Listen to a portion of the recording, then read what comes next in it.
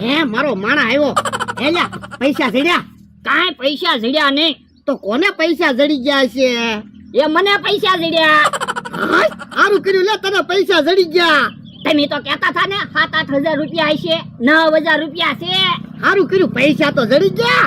ઓળા તને કઈ ખબર છે? હું? તારા પૈસા પડી ગયા તા? હા. એમાંથી તારા માણસે 500 રૂપિયા લઈ લીધા. હે એલા તે 500 રૂપિયા લઈ લીધા? ના રે ના, મેં કાંઈ પૈસા નથી લીધા હો. તો કેહણ જમરૂક તો કે છે ને.